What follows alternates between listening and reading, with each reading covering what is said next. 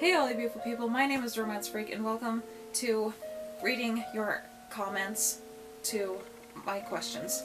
So, once again I apologize for the delay in getting to these questions, but there was a delay in, there's some stuff that, a lot of stuff that was going on this week. I know I said I was going to do it on Monday and get it to you guys, but, you know, things happen. But anyways, so now I'm here. I'm going to just review what's going to happen. Is that I'm going to take all your guys' answers to all of the questions and put it into one video, and then we'll just have one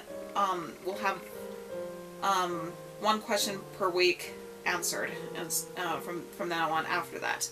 So one of the reasons again was because there's some stuff going on that I didn't get it done, and two, I also want to give people more time to allow them to come in and present and give their answers in case, because there wasn't that many comments in to share, so I wanted to see if I can get more to come in, but that's okay though, because I love that the comments that did come in to answer my questions and stuff, so thank you guys so much. I really appreciate that.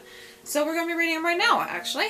So the questions for chapter 1 and chapter 2, it was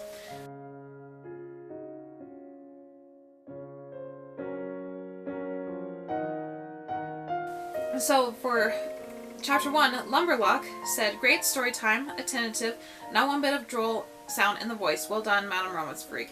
Thank you, Lumberlock. I really appreciate that, because it really means a lot to me to intrigue my audience and to really help them be drawn into the story, because that's what I really love to do, is to draw people into stories. I love reading to people, especially to my brothers. That's how I got started.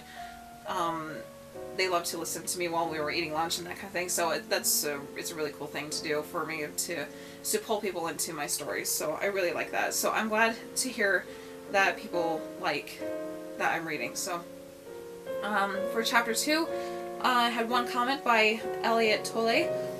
Sorry if it, or Twilly, I'm not really sure how I'm really sorry if I butcher it, I'm really sorry. My mom had me grow up with Harry Potter. It was a family thing. Well, that's really cool that your family got you started on that. That it was a family thing to have you bond together with. That's really cool. My family, we bond together a lot over superheroes and stuff like that. I mean, they really like Harry Potter as well, but the thing that we like to bond over the most is superheroes and that kind of thing. So, but anyway, yeah, they love Harry Potter as well and stuff. So I'm really glad that your mom introduced you to Harry Potter through that, because through that family thing, and be something that you guys can share together and that kind of thing. And also, I apologize for my stuttering, or if I'm trying to take it too long in my thoughts. That's just how I process. But anyway, so how I got introduced to Harry Potter was my mother. When I was a lot younger, she gave me a book. Actually, I think it's this one here, actually. It's this book here. It was, she gave me this copy of the first book, and she said that she heard good reviews about it, so that she hadn't read it herself, but she thought that would be something that I would probably like. So I tried reading through it, but it just was not sticking with me for some stupid reason. I just, I think it's probably because of the first chapters, because it only talks about Mr. Dursley and how he was going throughout his day, and it just wasn't sticking with me. And so I was going through, I was like, oh, this is so hard to get through, and I can't, and for a while I didn't get through the book.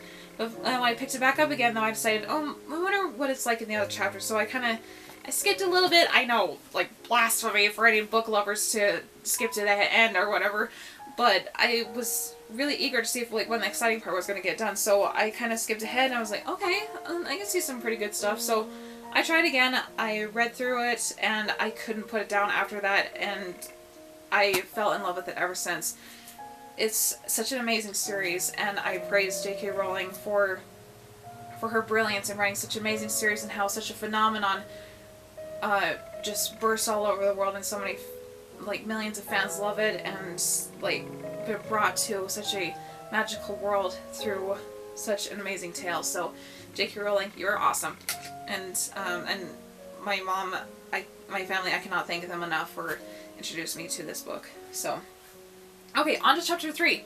So, I've only had one comment on this as well, and was again by Lumberluck, said good read.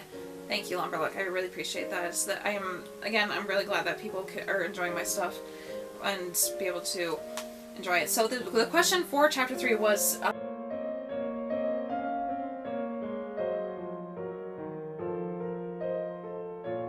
Now, I don't really exactly have a anonymous letter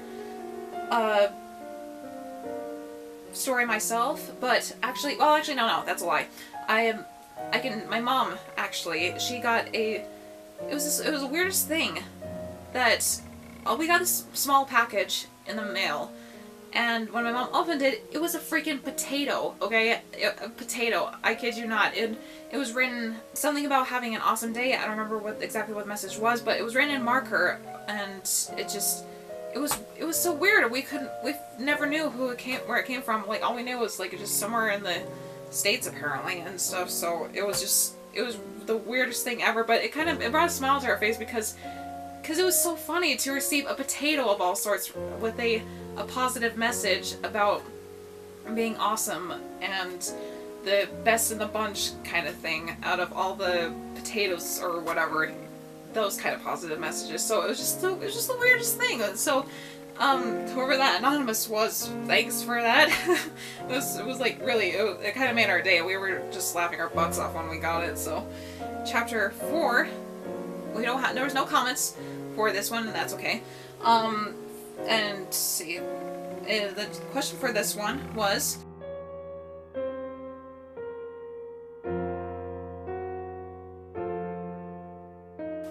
now, I have never been to anything extremely crazy per se, but I do remember, though, some amazing trips that my family has been on, like over down to Washington, D.C. It was the first time I've ever been there, and it just blew my mind how incredible such a historical place was, and where all these monuments and the Capitol and just this place where so many famous people have been, and where our forefathers were, and and that kind of thing. It was just amazing. But like the most memorable thing was that we had to walk from the Capitol down to Washington D.C. I'm sorry. Walk from the Capitol down to Lincoln Memorial, which if anybody who lives there, you know how long of a walk that is. And it was from there to the Washington Monument, then to Lincoln Memorial.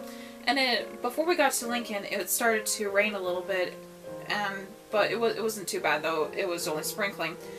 But when it stopped, we got to the tops of the steps, and we turned around, and there was 2 giant rainbows arching over the Capitol and the Washington Monument.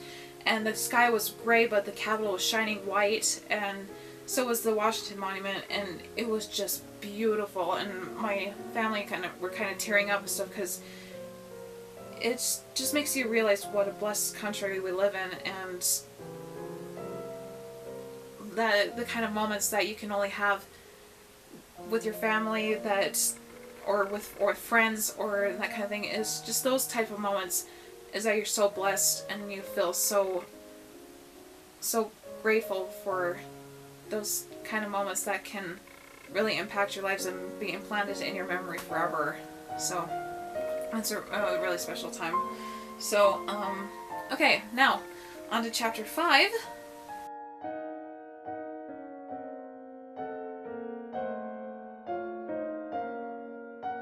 Okay, because in chapter 5 all these people are meeting Harry and stuff, and how they were giddy and everything. Now we've had 3 comments about this. Lumberluck, once again, she said, good show. To answer your question, no, I haven't met anyone famous face to face. That's okay.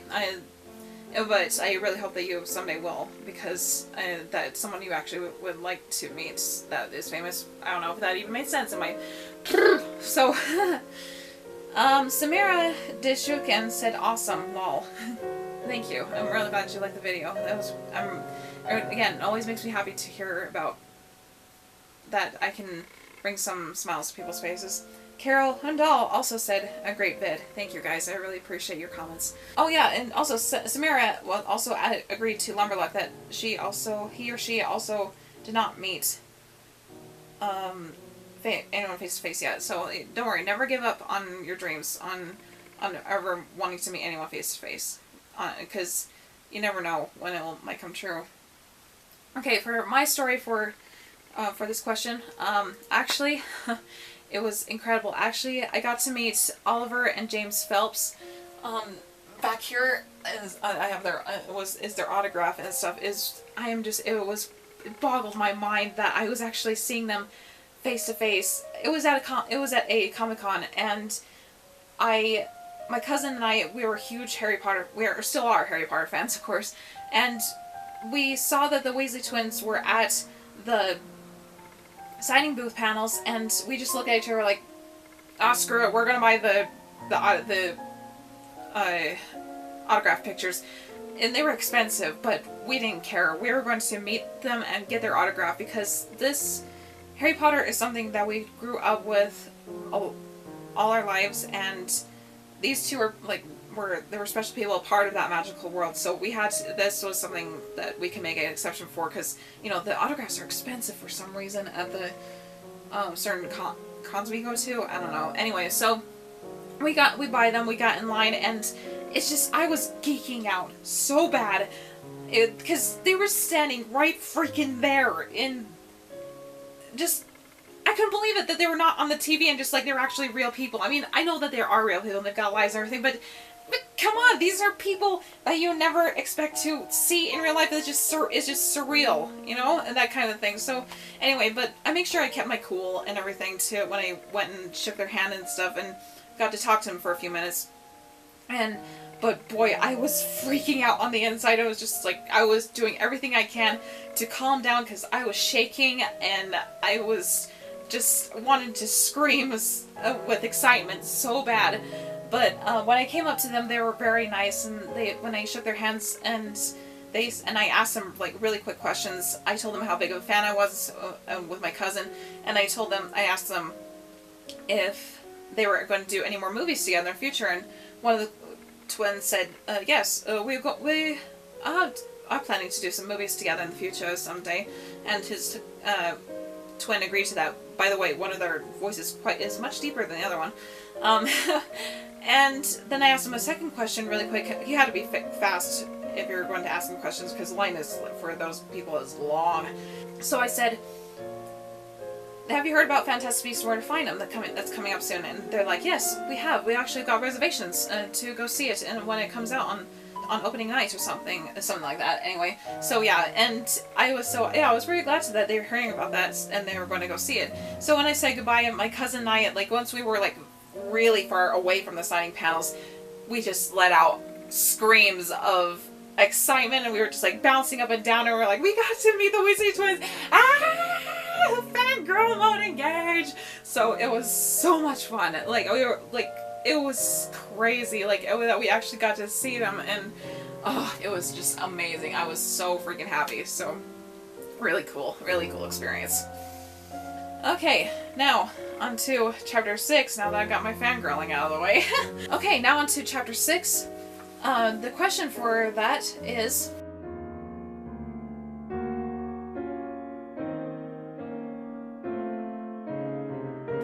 so, we have 2 comments for this one. Lumberluck, once again. Did you meet someone on your first day of school that immediately became your best friend? No.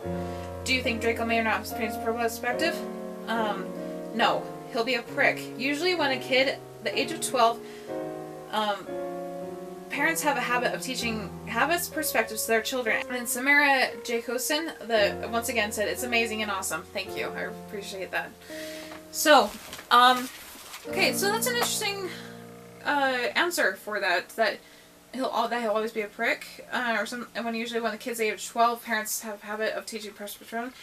I kind of disagree like a little bit with that. Actually, just like I said in this video for chapter 6, is that my cousin and I had a huge discussion about Draco, and you know, there's a lot of fanfiction out there about him too as well, and there's a lot of like sympathy for him, because he's got so much pressure on him. And actually, this is where I kind of disagree with you a little bit, Lumberluck, because even though, yes, children may have had a strong influence by their parents to be taught in such a way, they can change.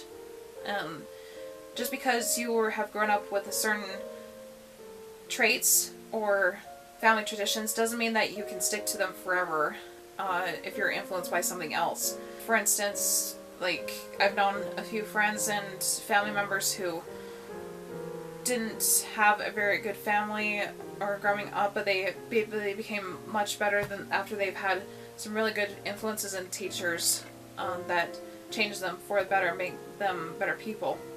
So, I do agree that Draco should have been nicer towards Harry throughout the years and to the rest of the kids, and not been such a bully. But also, there's another thing to remember, is that he's been so heavily influenced that purebloods are better than others, because it's unusual for half-bloods or Muggleborns to have such power, and it's also a threat to them as well that someone from not very strong magical lineage would be a threat. It's a threat to them that someone who suddenly has gained so much good powers would suddenly say that just because you're from pureblood family doesn't mean that you're better, and so it turns everything upside down for for Draco's way of thinking. And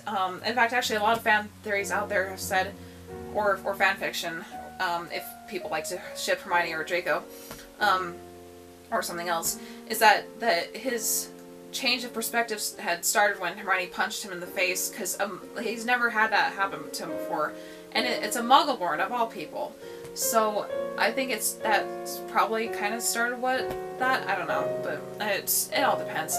I don't think he would always have been a prick, honestly, because Harry could have probably also, where am I going with this slot? Yeah, also, Draco has had a lot of pressure put on him as well. I mean, I don't think that's an excuse for his behavior and his treatment towards Harry or to Neville or to anybody else, but also you gotta remember, though, that if you're grown up with living a certain lifestyle or your life, but then have the threat of your father being disappointed in you, like Mr. Malfoy was on multiple occasions if Draco didn't reach that expectation. B, you have got pressure on yourself because your father is a Death Eater, and that means your family's in danger too. C, you become a Death Eater yourself and under the influence of Voldemort and everything, so that puts a lot of fear on you.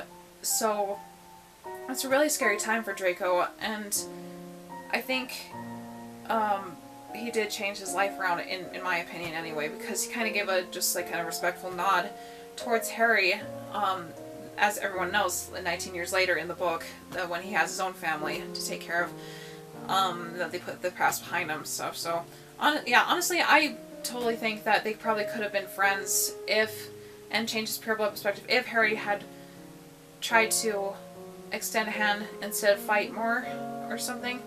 At least in my opinion. I know Harry.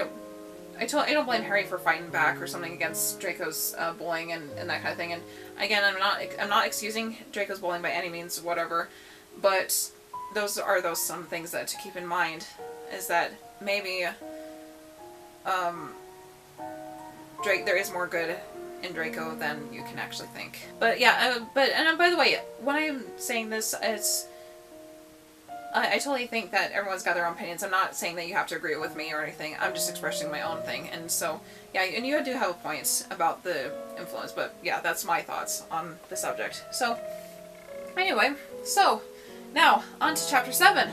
The question for Chapter 7 was...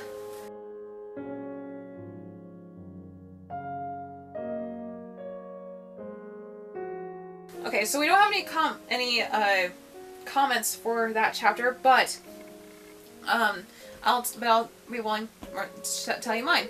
So the house I am in is Slytherin, and which was really surprising to me. When I joined Pottermore, I thought, like, maybe I could probably be in Hufflepuff, because I love to be friends with so many people, and I like being nice, and to just want to get along, and just like, and let everybody be welcome in a group, to quote Bella from Twilight. Whether you're a vampire, it doesn't matter to me if you're a vampire or werewolf. If Angela turns out to be a witch, she can join the party too. I mean, I know that's it's kind of a weird quote to put in, but that's exactly how I feel. It doesn't matter to me what race or ethnicity or age or you are. It's everyone can be my friend and stuff, as long as you are a kind of good person to, yeah, or that kind of thing. So, anyways, yeah, I'm more like one of those people, and I thought I was gonna be a Hufflepuff or a Gryffindor, because I'm not afraid to defend myself either. But then I found out that I was in Slytherin, of all places. Don't get me wrong, I love being in Slytherin. I'm a proud Slytherin all the way. But in fact, actually on my poster back here it says will always win, I'm a Slytherin. But the thing is, it's just that I was surprised, because that didn't seem like me for some of the traits that Slytherin has of being cunning or power hungry or something like that. And I knew that not all Slytherins are evil. That's just a stereotype and that kind of thing. But again, I was still surprised, because I wasn't cunning. I wasn't like that or anything. So I asked my cousin about it, who was even more of a Potterhead, bigger Potterhead than I am, and she said that I like the spotlight, and that's what Slytherins like to do. They like to be determined and show what you've got, and they are ambitious people. And I was like, and I got thinking about it, I was like, yeah, I actually like that. I like to take the spotlight to show what I've got to people, and like mostly on stage, mostly because of theater, of my love of theater and everything. And I'm very ambitious. I like to be willing to show what I have, and to prove myself that I can do certain tasks, whatever people tell me to do. So yeah, I'm proud Slytherin. I love it, and it's awesome. Okay, now to chapter 8.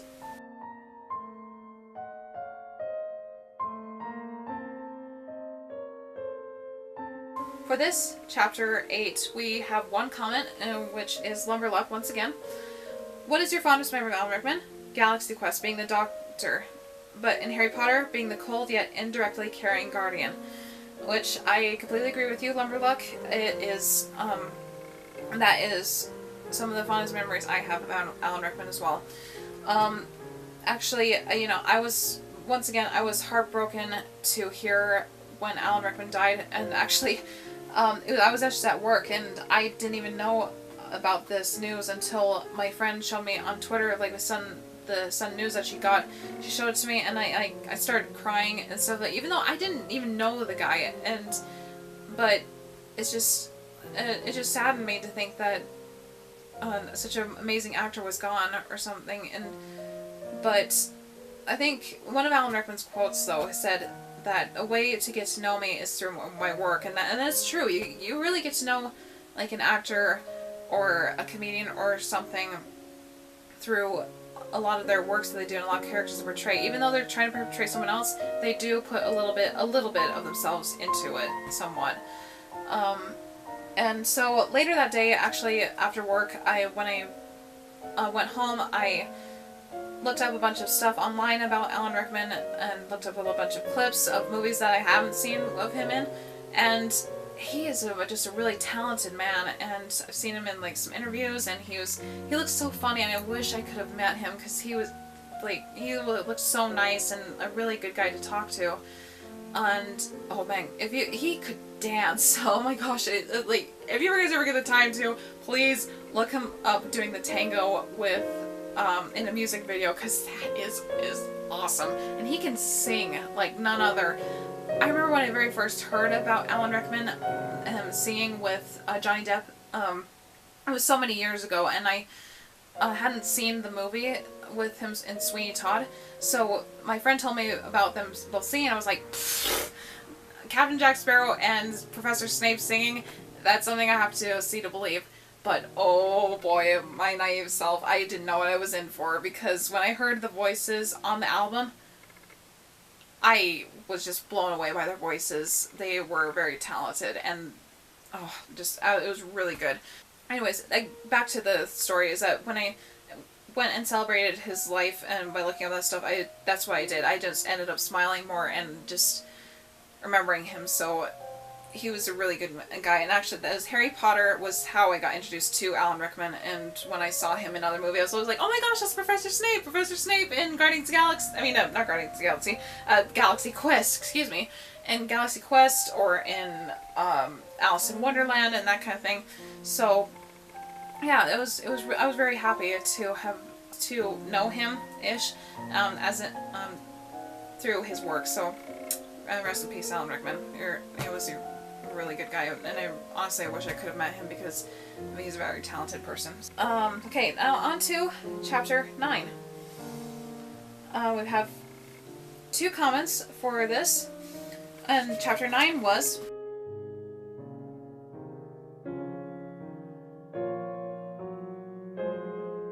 so we have 2 comments for this one. Lumberluck, once again. What I never forgot was his robe. And talent swimming, I'm not the best nor the fastest, but it feels so nice. And that's really cool, though. Like, as long as you have something that you love, something, I always say go for it, because it doesn't matter if you are like the best at it, or the fastest, or the strongest at it. As long as you love doing it, it doesn't matter to be at the tip top of it, even though I totally praise you for it if you actually go for the gold. But as long as you do it because you love it and stuff, it's always something to go for. So, and then Dystonic said nice pace, good accent as well. So thank you. I'm really glad that you liked that. And again, keep those comments coming of how well I'm doing for reading the story. So yeah, I'm really appreciative of that. Okay, so for me to answer this question, I don't really have an answer for snacking out at night with friends or anything, but what team or club or talent I found that I knew I was born to do. I don't say I was actually like born to do it, even though I did actually remember I had joined the kids choir in the 2nd grade or something when we did Charlie Brown musical and stuff. It was like a long time ago, and I just remembered it like off the top of my head, and I was like, holy crap, I now remember doing that. So I was really shy back then. I didn't like to really sing in front of people like that much and stuff, except to my own family or something. But then though, around 9th grade, I had decided to join Alice in Wonderland musical, and even though I was in the chorus and stuff, I loved it and I cherished it, and I joked around with my friends a lot about it, and just that and I just worked so hard at singing and giving my good performance. And actually, you know what, actually I there are other times that I did actually like to perform and for audience.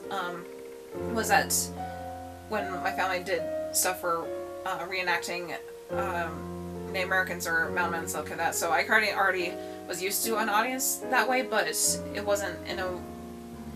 I don't know why I was so shy for singing in front of people back then, and what made it different, I don't know. Anyway, point is that when I got onto the stage and performing with Alice in Wonderland, I knew that it was a passion of mine to pursue that from now on and stuff, so now I love performing, and I love doing monologues and reciting Disney movies by heart, animated Disney movies anyway, and I just I can't get enough of it. I love theater, I love watching movies, and just studying their acting and the scenes and everything. So it's a huge passion of mine, and I will never stop pursuing it.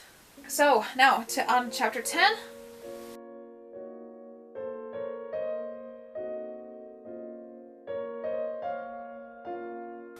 Okay, so, we have one comment for this.